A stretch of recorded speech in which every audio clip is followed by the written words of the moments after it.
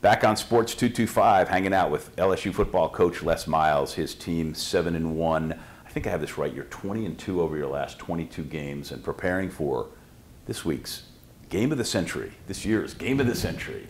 It is pretty amazing, though, this whole thing with LSU and Alabama. It's pretty cool, though, huh? A great rivalry. It certainly is the game that's most significant in deciding the Western Division. And then you win the West, you get to play in the conference championship.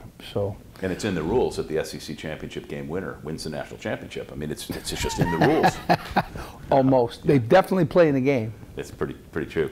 All right, so let me ask you about this season so far, since we do have the advantage of talking. You know, a lot of years when we talk before the start of the season, not that I know so much now, but I don't know what the heck I'm talking about. Now I've watched you play 8 times. I got a clue.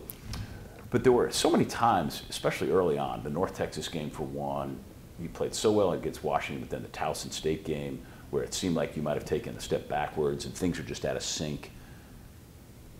Do you have, is it right to feel that way, that this team has yet to hit on all cylinders and has just been out of sync in one department or another every game? Yeah, I think that there's an ability for us to hit a little bit better speed in terms of execution, that we'd be able to throw it and catch it better, that we'd be able to run it more efficiently. I think we're going to be special teams, improved. I think defensively improved, and hopefully this open week has allowed our offense to improve as well. You do well after open weeks, though. Traditionally, your team bounces back pretty good. You obviously have a good feel for what to do during that extra time off.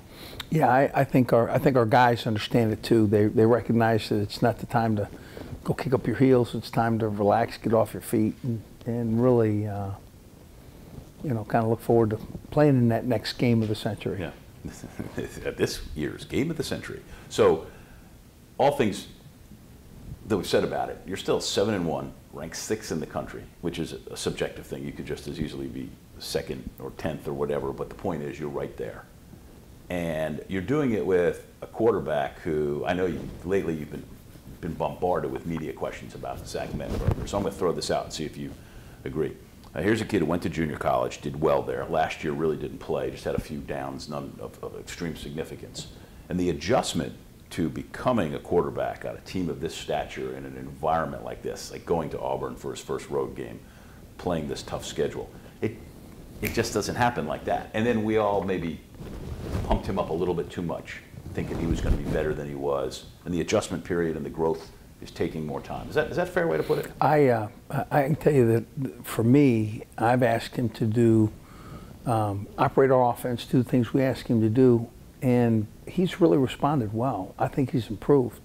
I don't necessarily go with there's just one reason why the offense hasn't progressed quickly. Mm-hmm. That's the quarterback. That's not the case. I think, to me, he's throwing the ball well, and really he's coming with decisions. I think he's doing the things that we're asking him to do to help us. And I think don't get me wrong, he does throw it. And occasionally it's an errant ball, but most of the time he's pretty accurate. And, our offense line, maybe running backs, maybe wide receivers in route design and route execution, don't give him an opportunity to operate at, that 70%, which we'd all love to have him, throwing at. Yeah. But again, I think it's a team thing. I don't think it's a quarterback thing. No, I'm with you there. And I think we're coming. Yeah, well, I got to ask you 2 questions there. Les was an offensive lineman at Michigan, and no one knows better than you how important the offensive line is. And you can answer this first question, which is synchronization, obviously, is very, very important on the offensive line, isn't it? Absolutely. More so than any other unit on the field.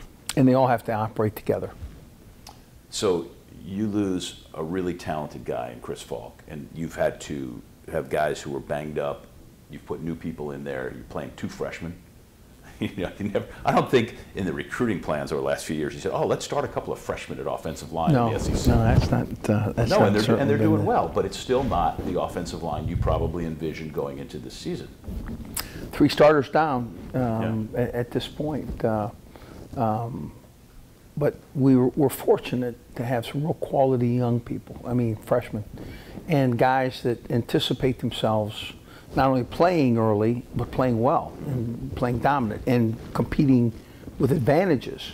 And but I mean, if you look at how young we are, Lyle Collins at the left guard is certainly in his true sophomore year, and with 2 freshmen at the right side, Dorasic, giving him the 6th year, has allowed us to balance the youth with the age, and then we're really really looking for PJ to demonstrate that kind of leadership inside that kind of makes those guys beside him better. I think the offensive line is playing well, considering the changes in the numbers and the participants. I still think they're playing at a very high level, and will hopefully improve and play even better, this Saturday. Well, I think against South Carolina and Texas A&M, they were good, and they've given you what you needed. Conversely, your receivers, it's really tough. It's tough to watch your receivers right now. I can't lie to you. They're just not helping. They're not helping Zach Mettenberger out. Well, and I'm not trying to put you in a position to rip your receivers, yeah. but you know that they're not performing it to the level they need to. Well, again, I think there's opportunities for us to get them balls. To give you an example, in the A&M game, we had two more deep balls that totally changes the view of the game in everybody's mind, including yours. So, I guess what I'm saying is yeah, I'm not happy with the way we throw, but I'm not necessarily going to point at my receivers and say that they're not the ones that we want. No, we just need to give them a little bit more time to grow and mature. And I like it. I like Kadron Boone. I like Odell Beckham. I like Landry. I like James Wright. I like my group. They just have to come and certainly Russell Shepard. I did not mention. I certainly mean to include him as well. I think we have talented receivers. It's just, again, it's got to come together. We practice it. We give it a little coaching elbow grease. We call it in practice, and it seems to be coming. Coaching elbow grease. I like that. Sure. He's Les Miles. He's the LSU football coach in his 8th year. 1/3 of the regular season to go in his 8th year. When we come back, we talk a little defense and the rest of the schedule, and then I'll get you out of here because you probably got to go watch videotape or something. Yeah, got to go plan. We got this game coming up, I heard about that. This year's Game of the Century. I'm Lee Feinswog. He's Les Miles at Sports 225.